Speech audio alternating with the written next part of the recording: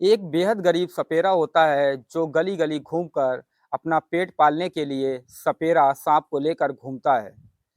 कुछ लोग उसे देखते हैं, उसकी गरीबी को देखते हुए कुछ लोग उसे आटा देते हैं, तो कोई चावल देता है, तो कोई उसे पैसे देता है। इसी तरीके से वो चलता रहता है, 1-2 दिन बीत जाते हैं और उसके पास एक ऐसी बेहद खूबसूरत महिला आती है और उससे कहती है कि मेरा आप थोड़ा-सा काम कर दीजिए, उसके बदले में मैं आपको पैसे भी दूँगी। सपेरा जब उसकी बात सुनता है, तो सपेरा साफ-साफ उससे मना कर देता है कि मैं पैसे लेकर ऐसे काम नहीं करता हूँ। वो महिला उसको निशाना बनाना चाहती थी या उससे अपना ऐसा कौन-सा काम कराना चाहती थी, उसे वो अपने घर पर बुलाती है और उसके साथ शारीरिक संबंध बनाती है। शारीरिक संबंध बनाने के बाद उस सपेरा को वो लगातार बार-बार अपने घर बुलाती है और हर बार उसके साथ शारीरिक संबंध बनाती है।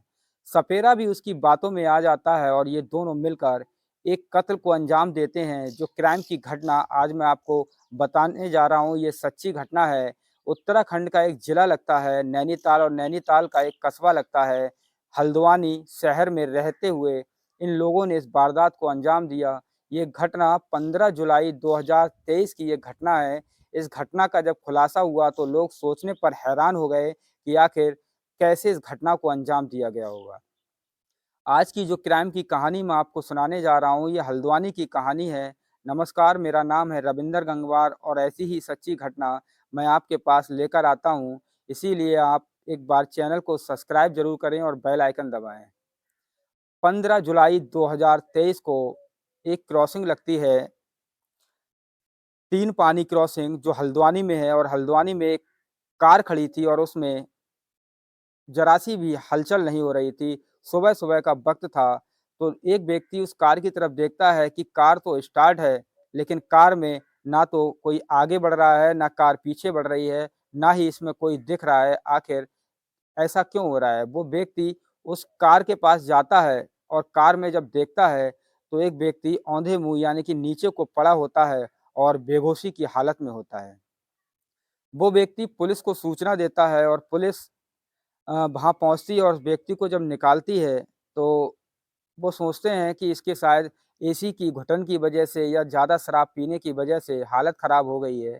तो डॉक्टरों के पास उसे भेजा जाता है और वो व्यक्ति डॉक्टर के पास जब पहुँचता है, तो उस व्यक्ति की मृत्यु हो चुकी होती है। डॉक्टर जब उसे मृत घोषित कर देते हैं, तो पुलिस भी हैरान हो जाती है कि आखिर इस व्यक्ति की मौत कैसे हुई थी। ये व्यक्ति कौन होता है? ये व्यक्ति एक व्यवसायी होता है जिसकी उम्र लगभग 32 वर्ष होती है और उसका नाम अंकित चौहान होता है और ये रामपुर रोड कॉलोनी का रहने वाला होता है। जब इस व्यक्ति को अस्पताल में ले जाया जाता है, तो डॉक्टर जब इसकी जाँच करते हैं तो उनको लगता है कि कैसे भी शराब पीकर या कोई भी दम घुटने की वजह से इसकी मृत्यु हो चुकी होगी। लेकिन वो व्यक्ति का पोस्टमार्टम कराने के लिए पुलिस वहाँ भेजती है और पोस्टमार्टम कराते हुए जब उसके शरीर को बारी-बारी से बारीकी से देखा जाता है, तो उस व्यक्ति के शरीर पर कोई भी निशान ऐसा दिखाई नहीं देता कि जिससे इसको हत्या करार किया जाए।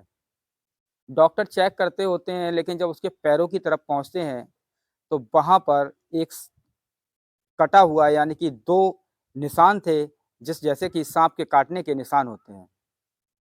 पुलिस को शक हो जाता है और पुलिस डॉक्टर होते हैं, डॉक्टर पुलिस को फ़ोन करते हैं और पुलिस नैनीताल के आईजी यानी कि नीलेश आनंद को कॉल करते हैं और कहते हैं कि इस घटना में कोई तो झोल है, इस व्यक्ति की हत्या की गई है, कोई ये मामूली मामला नहीं है कि व्यक्ति की मृत्यु इस तरीके से साधारण तरीके से हो गई हो। पुलिस जो वहाँ के आईजी और एसएसपी होते हैं, वो कई टीमें वहाँ पर गठित करते हैं और इस केस के पीछे लगा देते हैं। अंकित चौहान जो व्यक्ति होता है, उसकी बहन भी एक एफआईआर कराती है, एक लड़की के नाम जिसका नाम डॉली यानी कि माही डॉली आर्या होता है। पुलिस उसके पीछे पड़ जाती है और उस पर जाँच करना शुरू कर देती है। जब पुलिस जाँच कर रही होती है, तो कुछ बातें पुलिस के सामने खुलकर आती हैं कि अंकित चौहान की आखिर हत्या कैसे और क्यों की गई थी। डॉली 9 दिन से लापता थी और उसको पुलिस गिरफ्तार करना चाह रही थी, तो डॉली कोर्ट में सरेंडर होना चाहती थी। जब पुलिस को पता चल गया था कि अंकित चौहान की हत्या की गई है और डॉली को लगता था कि हत्या ये सामने नहीं आएगी, एक मामूली एक्सीडेंट की तरह इसे साबित कर दिया जाएगा और इस केस का खुलासा नहीं हो पाएगा। लेकिन पुलिस इस केस का खुलासा करती है क्योंकि कोई भी क्राइम करने वाला कभी बचता नहीं है। पुलिस अपनी जाँच में आगे बढ़ती रहती है और इन लोगों को गिरफ्तार करने की सोचती है, तो डॉली और यानी कि माही आर्या फरार हो गई होती है और उसे रुद्रपुर से पुलिस गिरफ्तार कर लेती है। जब गिरफ्तार कर लेती है तो उससे जब पूछताछ की जाती है तो वो सारे खुलासे कर देती है।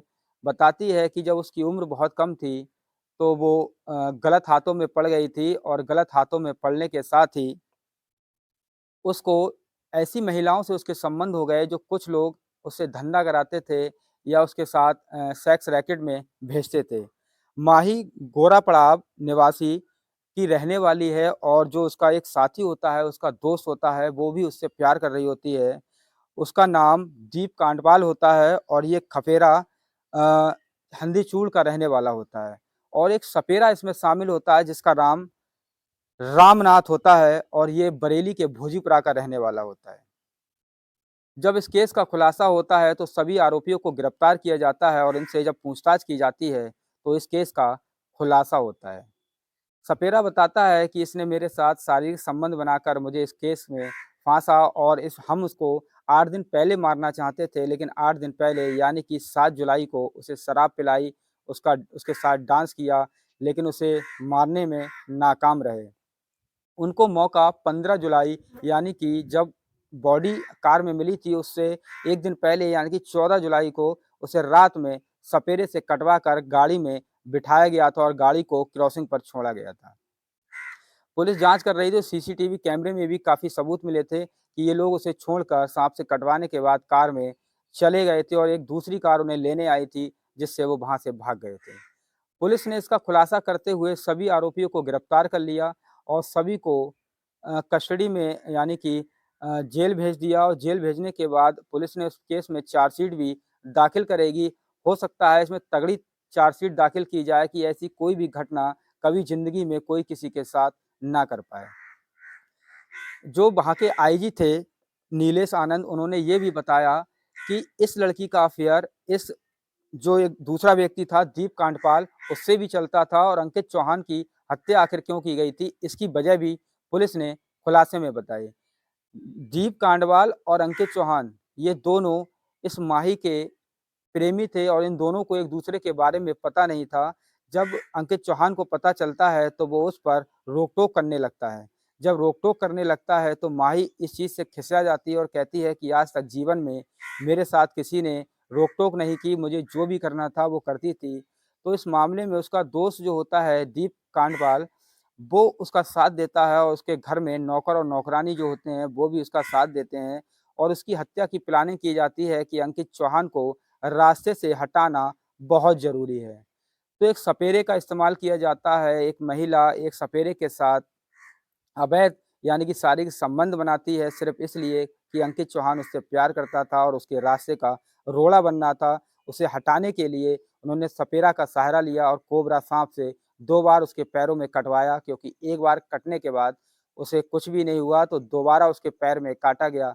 पुलिस भी भौचक्की रह गई थी कि आखिर साँप काटता तो एक पैर में काटने से मौत हो सकती थी, 2 पैरों में काटने का क्या मतलब है? इसी बात को लेकर उच्च अधिकारियों को थाना पुलिस के द्वारा भी सूचना दी गई, डॉक्टरों के द्वारा भी सूचना दी गई कि इस केस में एक बड़ा झोल है और इसमें एक हत्या की गई है, अंकित चौहान को मारा गया है।